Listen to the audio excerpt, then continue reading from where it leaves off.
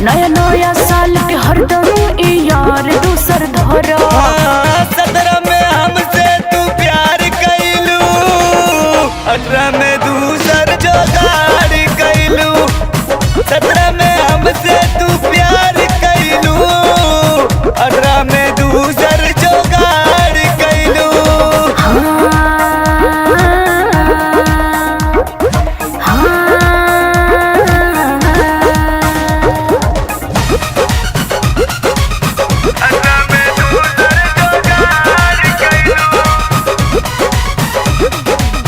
पहले के यार के तू देत बारू साजा, हर साल नया नया लेवे में मजा। 18 में दूसर यार कैलू। तोहरे संगे ऐसे जे जिंदगी बिताई, नया नया माल के मजा कैसे पाई। नया साल के नया नया खोजा तारू लबर, तेज के इतना यार के संगे कैलू चबर चबर। हाँ पाके तू हमके इनकार कैलू, 18 में दूसर यार कैलू। हाँ पाके तू हमके इनकार कैलू, 18 में दूसर यार कैलू।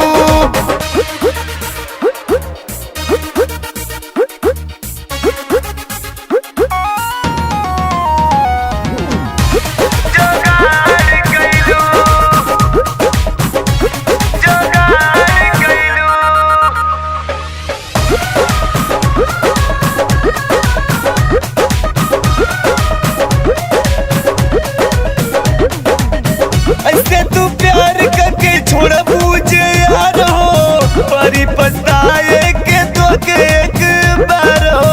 18 में दूसर जोगाड़ कैलू। अकेला भर के संगे भर जाला मन हो, काहे न फंसी लइका सुघर बतन हो। सुधराई से अपन रानी लइकन के जनमारा, चिकनाई के रखा अपने मनवा अपन सुधारा। पतित के संगे बेकार कैलू, अच्छा 18 में दूसर जोगाड़ कैलू।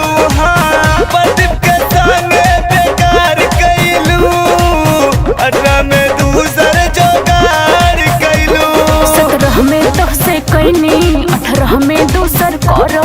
नया नया साल के हरदम ई यार दूसर धरो।